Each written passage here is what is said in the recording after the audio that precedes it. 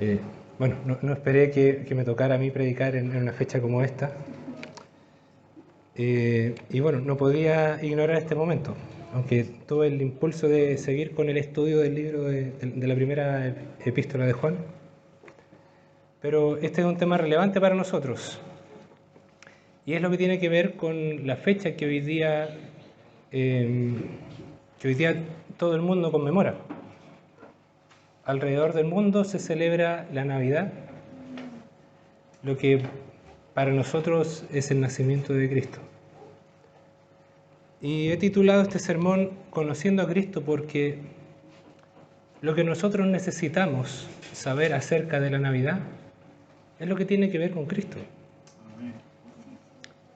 Podemos ver alrededor del mundo que mucha gente habla de la Navidad, adornan acerca de la Navidad.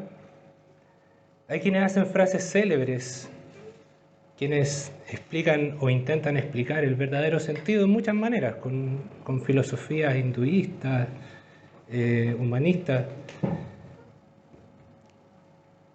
Tratan de definir de alguna forma, con palabras de buena crianza, una buena voluntad entre los hombres para explicar el sentido de la Navidad, la amistad, la buena relación con el prójimo.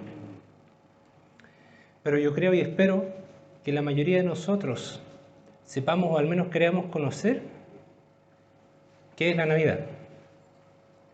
Y este sermón no gira en torno a la costumbre de la celebración de la Navidad, pero sí tiene relación con el evento. Esta celebración es el cumplimiento de la palabra de Dios. La Navidad es un hito que, entre muchas profecías, es un momento en la historia que fue esperado por Israel. Fue un momento que debía cambiar la historia para ellos, para quienes había sido prometido el Mesías que venía de Dios. Un hijo, dice la profecía que acabamos de leer. Este vendría a salvar a su pueblo. Este es el cumplimiento de la primera promesa que se hizo desde Génesis 3:15, cuando Dios le promete a nuestros primeros padres que vendría una simiente que aplastaría la cabeza de la serpiente. Hasta las últimas profecías y promesas, como las que podemos ver en Miqueas, cuando Dios dice: de ti, Belén Efrata, pequeña para estar entre las familias de Judá, de ti me saldrá el que será el Señor de Israel. Belén era una ciudad muy pequeña. Dice, para estar entre las familias, eso significa que ni siquiera era censada, era tan pequeña que era ignorada. Y de ahí Dios se proveyó un Señor para Israel. Bajo este contexto, podemos ver cómo el Señor cumplió su promesa. Este cumplimiento fue escrito, fue confirmado. Estas yo creo que fueron escritas y confirmadas para que no parezca que fue una coincidencia. En Cristo se cumplen más de 300 profecías. Una cosa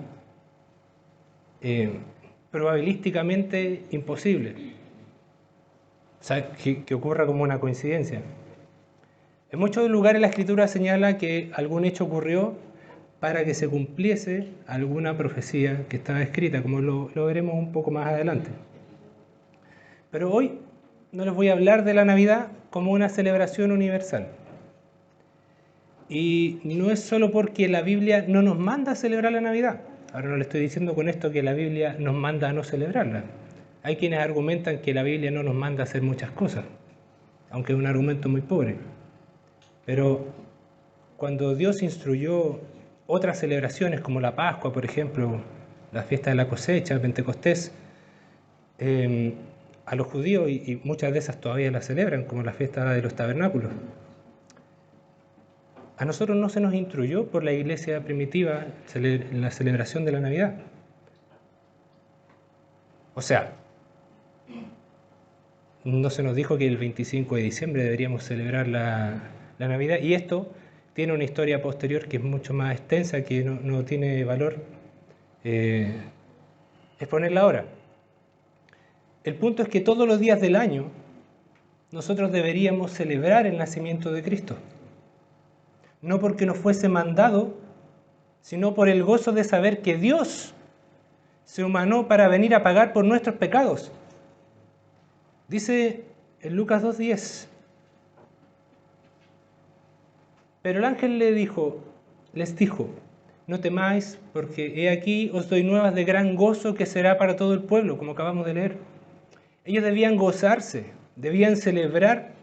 Aún los ángeles lo sabían, aún los ángeles cantaban y celebraban, porque vendría el Salvador a la tierra. Dice que os ha nacido hoy en la ciudad de David un Salvador que es Cristo el Señor. El Cristo era el Mesías, era el prometido, era el Hijo de Dios. Esta es una razón para celebrar, pero nosotros no vivimos constantemente celebrando a Cristo. Y es comprensible, tenemos muchas cosas que nos ocupan. El trabajo, el hogar, los niños, el Facebook, las novelas, el matinal, el reality, etc. No nos ocupamos en conocer a Cristo, ese Mesías esperado que se humanó. No nos ocupamos en conocer las circunstancias de su nacimiento, de su gracia, de su obra vicaria, la cual hizo en reemplazo nuestro. Él murió donde nosotros deberíamos haber muerto y pagó lo que nosotros no podemos pagar. Eso lo hizo en nuestro reemplazo para cargar con este peso sobre sí mismo. No nos ocupamos lo suficiente en conocer su obra intercesora, su majestad como rey, su obra sacerdotal. Nosotros necesitamos cada día conocer más a Cristo para apreciar lo que Él es en realidad para nosotros. No lo que sentimos, no la emoción en nuestros corazones, sino lo que Él realmente es. Cristo se encarnó. Siendo Dios, se encarnó como hombre. Nació en esta tierra. Él no comenzó a existir en esta tierra. Él era antes. Desde el principio, un principio para nosotros inimaginable. Desde antes de nuestra eternidad. Si nosotros fuimos escogidos en Él, antes de la fundación del mundo, y nosotros no éramos. Pero Él sí era. Nosotros vinimos después. Pero Él tuvo misericordia de nosotros antes de ser nosotros. Por eso hoy quisiera invitarles a conocer a Cristo, a conocer más de Él, quién es la razón de nuestra existencia, de nuestras vidas, de nuestro despertar, de nuestro dormir, en especial de nuestra vida nueva, de nuestra vida eterna. También una vida de transformación, de regeneración que estamos viviendo en esta tierra. De todo Cristo es la razón. Cristo es el Mesías, ese hijo prometido a David, de quien habla toda la Biblia, el Cordero Pascual, el Arca de Noé, la ciudad de nuestro refugio, nuestro sumo sacerdote, Rey, Señor, Salvador, Consolador, Abogado, Padre eterno, Príncipe de paz, y un largo, etcétera. ¿Qué sabemos de Él? Podemos pararnos y hablar de Él, decir todo lo que Él es, expresar con nuestras palabras su grandeza, su obra, cómo se gestó el plan donde Él vino a salvarnos. ¿Qué sabemos de Él? Todo esto, queridos hermanos, es acerca de Cristo. No es acerca de regalos, de símbolos, simbologías que no nos representan, que no representan a Cristo. No es de cosas bonitas. Claro que sí, celebramos el compartir, estar en comunión y estar alegres, porque estamos gozosos por Cristo. Es bueno compartir con humildad, con amabilidad, con nuestros vecinos, con nuestros amigos, hermanos, con nuestro prójimo, como enseñó nuestro Salvador, con nuestros enemigos. Si no podemos compartir con ellos, al menos orar por ellos. Si no nos amamos, orar por ellos. La forma como puede amar a quien nos ama es orando por él.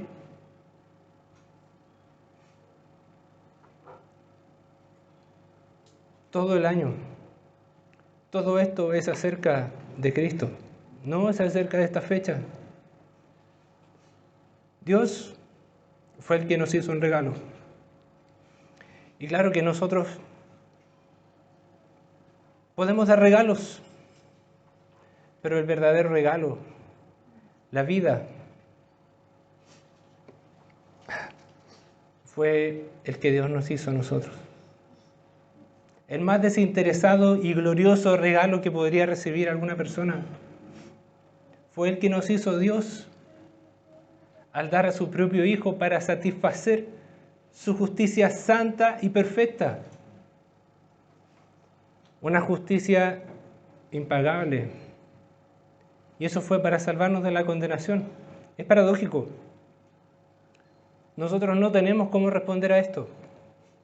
La justicia santa y perfecta de Dios nos condena, pero Él mismo nos da el regalo de la salvación. Él mismo nos pone un eximido, apartado, escogido, y no porque lo merezcamos. No hemos hecho nada, solamente por su gracia. ¿Cómo podemos responder a esto? ¿Con suficiente gratitud o suficiente acción de gracias? Pero esto es que debemos buscar a Cristo. Debemos conocerlo en detalle. El Evangelio no es cosa menor. El Evangelio nos viene a mostrar lo que Dios fue capaz de hacer por nosotros, sin nosotros merecerlo.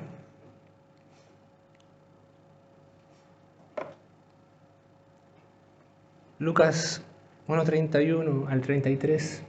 El ángel le habla a María y le dice: y ahora concebirás en tu vientre y darás a luz un hijo, y llamarás su nombre Jesús.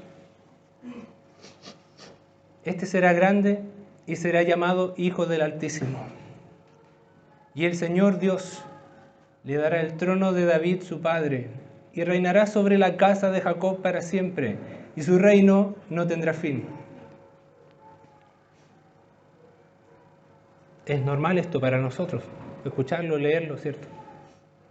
El ángel le dice a María que va a tener a Jesús en su vientre y que va a ser el Hijo de Dios. Pero si nos detenemos por un momento en este texto, encontramos mucha información. Nuestro texto inicial decía: Hijo nos es dado, es el Hijo del Altísimo. Jesús no es un ser creado, no es un ángel ni es un hombre. Es el Hijo de Dios, de su misma sustancia, según Filipenses 2:6. Es Dios y hombre, 100% Dios, 100% hombre. De esta manera, Él es capaz de compartir nuestras necesidades, dolencias, las cargas de la vida en esta tierra. Es capaz de vivir nuestra vida, pero de vivirla de forma perfecta. No como nosotros las vivimos, sino como nosotros deberíamos haber vivido. Es también que el Señor le dará el trono de David, su padre. Primero está confirmando las profecías, confirma el linaje. Y esto no es porque sea hijo directo de David, sino es su descendiente.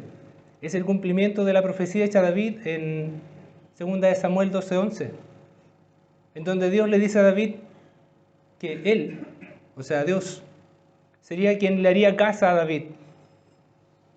Y luego dice en el 12 que de su linaje vendría uno que gobernaría por siempre y que será su hijo, o Hijo de Dios. Y si sería quien gobierna, es el Rey. El ángel en Lucas señala: su reino no tendrá fin. Porque no solamente es infinito su reino, sino que es eterno. Y lo mismo es confirmación del pasaje de hoy, que dice que lo dilatado de su imperio no tendrá límites. Esta es una manera, hermanos, de conocer a Cristo. Nosotros no podemos imaginarnos, pero podemos visualizar un poco algo acerca de su gloria, que es inalcanzable para nosotros.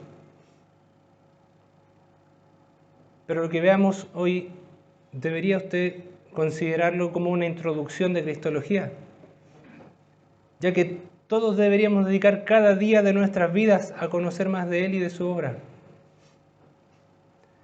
Cuando hablamos de Cristo y de conocerle, estamos hablando del tema principal de toda la Escritura. Y 25, 30, 40 minutos no son suficientes para hablar todo lo necesario acerca de Cristo. Pero el verdadero creyente debería dedicar toda su vida a conocerle de forma profunda. Así lo señala Juan en el capítulo 17, donde dice: la vida eterna es conocer a Dios y a Jesucristo, a quien ha enviado. Acerca de su venida, Pedro nos señala en 1 de Pedro capítulo 1, el 10 y el 11, dice: los profetas que profetizaron de la gracia destinada a vosotros inquirieron diligentemente, indagaron acerca de esta salvación, escudriñando qué persona y qué tiempo indicaba el Espíritu de Cristo que estaba en ellos, el cual anunciaba de antemano los sufrimientos de Cristo y las glorias que vendrían tras ellos. Pedro, mirando en el Antiguo Testamento, que era la única escritura que ellos tenían, nos dice que el Antiguo Testamento tiene unas flechas, tiene un recorrido que apunta ¿hacia dónde? Hacia Jesucristo. Menciona dos aspectos particulares. Todo lo que escriben los profetas camina hacia esta meta. Pedro se refiere al anuncio de los sufrimientos de Cristo y las glorias que vendrían tras ellos, tras los sufrimientos. Y esto no es particular de Pedro. Varios otros pasajes de la Escritura se expresan de la misma manera con respecto al Antiguo Testamento. El Antiguo Testamento camina hacia un fin determinado, que es Jesucristo. Y cuando nosotros miramos en el Nuevo Testamento, esto es mucho más evidente. Es mucho más claro en el Nuevo Testamento. Es acerca de la obra y de la persona de Jesucristo. Y en este es donde podemos validar el cumplimiento de las profecías, la precisión de estas flechas que vienen desde el Antiguo Testamento. Y Pablo lo conecta en Romanos 1:1 al 5, donde va a juntar al Antiguo Testamento y al Nuevo Testamento. Y observen el lenguaje de Pablo con respecto a cuál es el tema central, cuál es el eje central de la revelación neotestamentaria y de toda la revelación bíblica. Dice el versículo 1: Pablo, siervo de Jesucristo, llamado a ser apóstol, apartado para el Evangelio de Dios. Y hablando del Evangelio, ahora dice que Él, o sea que Dios, había prometido antes por los profetas en las Santas Escrituras. Este Evangelio que Pablo predica no lo inventó Pablo, ese Evangelio ya estaba en el Antiguo Testamento, en las Santas Escrituras. En el Nuevo Testamento lo que vemos es la confirmación, entonces, de lo profetizado en el Antiguo Testamento acerca de Cristo. Y vemos que la centralidad de esta profecía es Cristo. La tipología es acerca de Cristo. Hay ciertos elementos en la Biblia, como por ejemplo el Cordero Pascual. Es una sombra de Cristo. Vemos a José como un tipo de Cristo. En todo lo que encontramos en la Escritura, siempre vamos a encontrar que es acerca de Cristo o que apunta a Él. Hay una frase que me gusta mucho de Charles Spurgeon que ilustra este punto cuando dice que todo pueblo tiene un camino, una vía, una ruta, y que tiene una conexión con otra calle y con otra vía más grande, con una carretera y con un camino que siempre llega a la ciudad. Así debe ser nuestra búsqueda en la Sagrada Escritura. Siempre tiene una relación, un camino, una vía que nos conecta en ese pasaje o en ese libro con Cristo. Y es nuestro deber encontrar esa comunicación. Cristo nació de una virgen como fue anunciado. Fue descendiente de David según genealogía y según la carne como lo confirma Pablo. Es rey y tiene un trono infinito, vasto y eterno de duración. Nació en Belén Efrata como lo profetizó Miqueas. Fue anunciado por Elías. Así fue profetizado. Y Juan el Bautista es ese Elías que confirma la Escritura, que tenía características similares. También fue anunciado que Elías le prepararía el camino en Segunda de Reyes 1:8 y lo confirmamos en Mateo 3:4. Habitó en la ciudad de Nazaret para que se cumpliese lo que fue dicho por los profetas, que había de ser llamado Nazareno. Llevó a cabo su ministerio en la ciudad de Galilea, dicho en Isaías 9:1, confirmado en Mateo 4:23 y Marcos 1:39. Fue recibido como un rey montado sobre un asno, con ramas de palma que simbolizan espadas. Salieron a recibirle y clamaban: ¡Hosana! Bendito el que viene en el nombre del Señor, el Rey de Israel. Juan 12:13. Esto fue dicho en Zacarías 9:9. También lo confirma Mateo 21:5. Cumplido ya su ministerio, fue rechazado y despreciado. Isaías 53:1-3. Traicionado y acusado falsamente para ser muerto. Pero esto no solo estaba escrito, sino que él mismo estaba pendiente de que todo esto se cumpliera. Así es como reprende a Pedro cuando sacó su espada y le corta la oreja al siervo del sumo sacerdote. Y el Señor nos reprende y le dice: ¿acaso piensas que no puedo ahora orar a mi Padre y que Él no me daría más de 12 legiones de ángeles?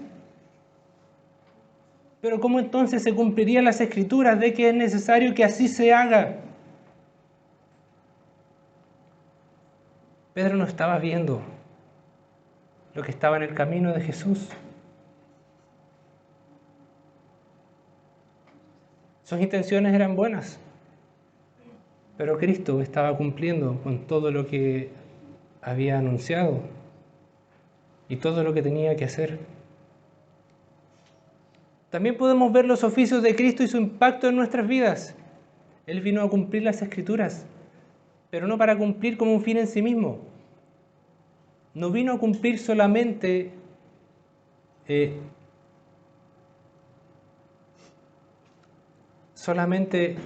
lo que estaba escrito, sino que las Escrituras confirman su deidad. Nos da a nosotros esto la oportunidad de conocerle. Podemos conocer al Padre a través del Hijo, quien vino a revelarnos al Padre y su plan de salvación, que es el Evangelio. Y en este es glorificado Cristo. Dice Hebreos 1, del 1 al 2. Dios, habiendo hablado muchas veces y de muchas maneras en otro tiempo a los padres por los profetas, en estos postreros días nos ha hablado por el Hijo, a quien constituyó heredero de todo y por quien asimismo hizo el universo. Jesucristo, siendo Dios, siendo la misma sustancia del Padre, siendo el resplandor de su gloria, vino para enseñarnos el plan de Dios. Hebreos 1:3. Jesucristo vino a servirnos en un servicio sacerdotal. Él es quien nos enseña, nos muestra el camino, es quien intercede por nosotros. Y Él también es el pago por nuestros pecados. Jesucristo lo es todo, el cual, siendo el resplandor de su gloria y la imagen misma de su sustancia, y quien sustenta todas las cosas con la palabra de su poder, habiendo efectuado la purificación de nuestros pecados por medio de sí mismo. Este era el trabajo del sumo sacerdote, hacer un sacrificio.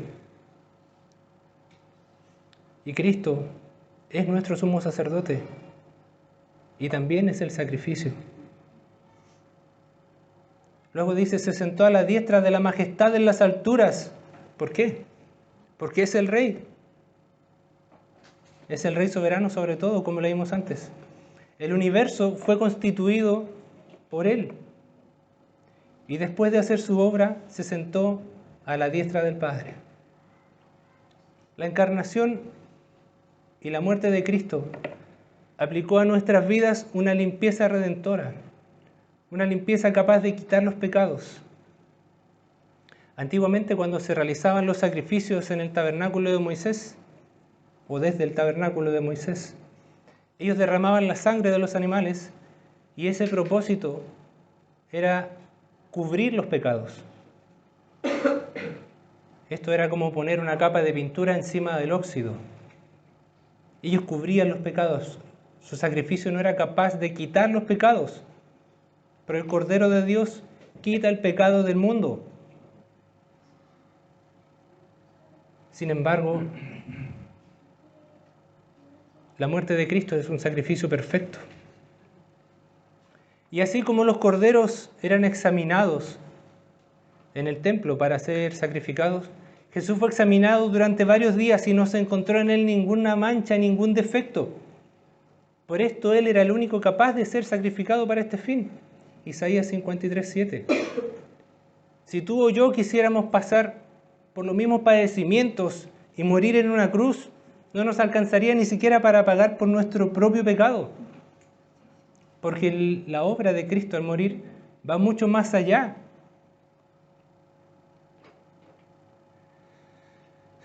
Nuestra deuda, hermanos, es eterna. Es eterna porque hemos transgredido la ley de un Dios santo, de una justicia santa y perfecta. Todo de Dios es perfecto, todo de Dios es infinito. Así también su santidad y su justicia. Y también su amor.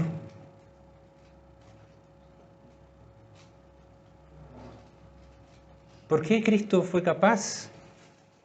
¿O por qué Cristo quitó estos pecados de nosotros o de sus escogidos? Porque a Él le fueron imputados nuestros pecados. Él tomó sobre sí nuestros pecados. Isaías 53:5. Pero por esta herida que Él sufrió, nosotros fuimos curados.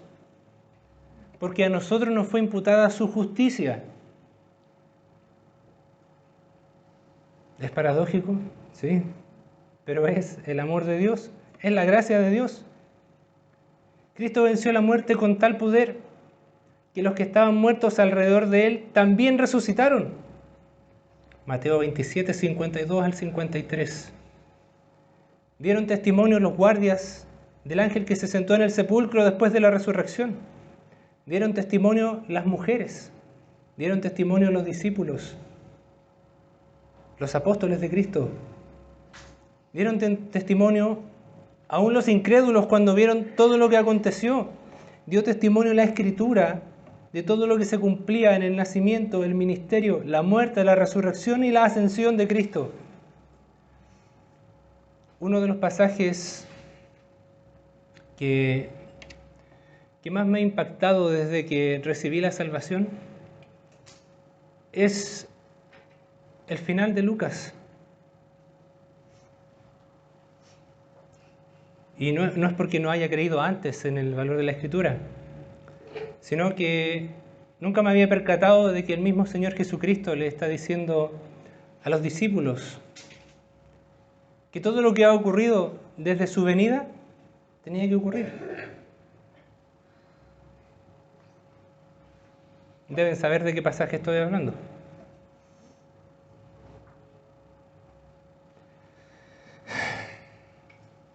Lo impactante de esto es que nos da la clave. cuando yo no sabía cómo interpretar la Escritura. Este pasaje me da la clave. La clave de la interpretación de toda la Escritura es la centralidad de Cristo. No son los negocios, no es la vida familiar, no es la autoestima, es Cristo. Y quisiera compartirles ese texto, si me acompañan a Lucas 24,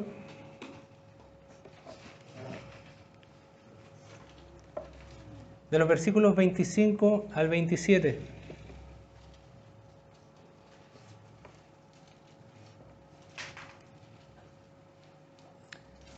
Dice, entonces Él les dijo, oh insensatos y tardos de corazón, para creer todo lo que los profetas han dicho.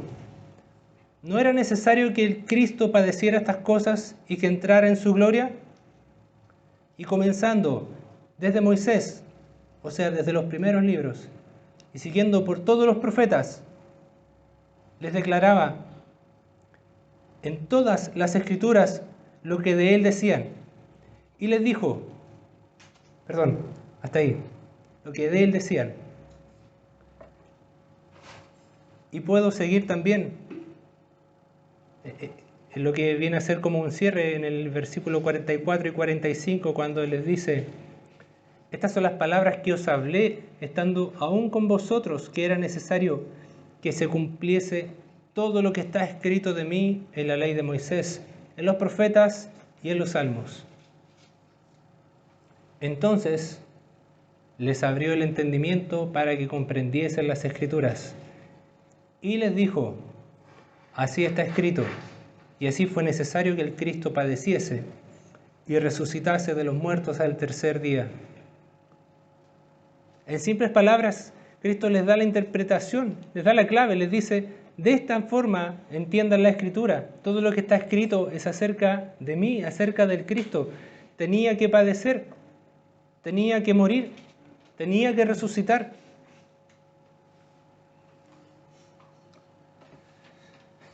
En la teología reformada creemos esto. Antes de la fundación del mundo se llevó a cabo un pacto, que es lo que conocemos como el pacto de redención, ya que se puede extraer del desarrollo de la historia bíblica, de los hechos de la Escritura y de la doctrina que enseña la Escritura, que hay un pacto intratrinitario. Este pacto, o sea, intratrinitario entre la Trinidad. En este pacto Cristo es el protagonista, es el que será glorificado. Este plan de redención es lo que podemos ver en la manera en que Dios nos creó, nos vio caer, se proveyó de un cordero para quitar el pecado del mundo. Cuando el hombre cayó, la tierra fue maldecida. Toda la tierra cayó. Perdimos la comunión con el Padre. Dios desarrolló este plan a través de la historia con diferentes instrumentos. En la misma Biblia encontramos a distintos hombres que algunos los muestran como héroes, pero no hay ningún héroe aparte de Cristo en la Biblia.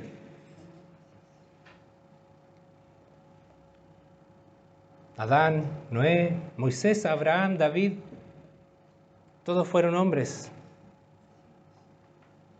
Todos tenían en sí la carga del pecado.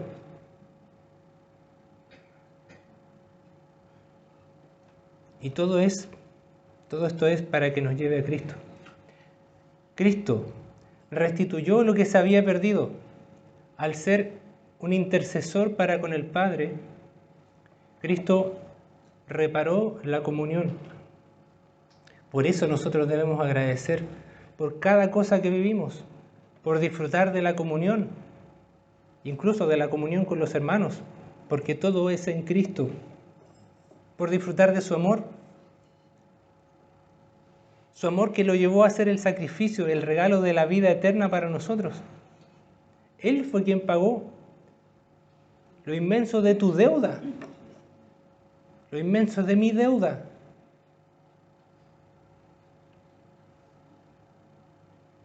No sé, hermano, cómo podría enfatizarlo más. Los pecados tuyos, los míos, las culpas que llevamos a cuestas, la ofensa, la desobediencia, a diario cometemos. no sé qué cantidad. Esta tierra fue maldecida por una. Imagínense la carga que podemos llevar. Pero Jesús, en su amor, en su gracia y en su misericordia, pagó por las deudas pasadas, por las presentes, incluso por las futuras. Tú debes creer en el Evangelio, debes creer en Cristo, adorarle. Es el autor y el consumador de la fe, es el que ha de venir. Él pagó por estas deudas. Busca a Cristo, conócelo. ¿Cómo podrías amarlo si no lo conoces bien? ¿Amas a tus hijos? ¿Amas a tu esposa, a tu marido? ¿Será porque los conoces bien? ¿Los amas a pesar de sus defectos? Cristo no tiene defectos. Él, por su justicia y su perfección, pudo salvarnos. Pero ¿cómo podrías amarlo si no lo conoces? Hermanos, todo esto es acerca de Cristo. La Navidad es acerca de Cristo. Esta reunión es acerca de Cristo. Busca a Cristo, conócelo, ámalo, adórale. Él se lo merece. Esto es la vida eterna, conocer a Dios. Y si tú aún no has creído, tú necesitas ser salvo. Necesitas recibir la gracia que tiene Dios. La necesitas para perdón y salvación. Necesitas la convicción de pecados que viene por el Espíritu Santo, que es para arrepentimiento. Si no lo tienes, clama y aflígete. No hay otra oportunidad. Hay otra vida, sí, pero no hay otra vida para esto. Clama. Clama al Señor. No te olvides que todo el plan fue maravillosamente ejecutado por Cristo y lo hizo por amor al Padre, por amor a ti, por amor a los muchos que Él quiso escoger y los quiso salvar para su gloria desde antes de la fundación del mundo. Por eso te invito, hermano, conozcamos a Cristo. Oremos.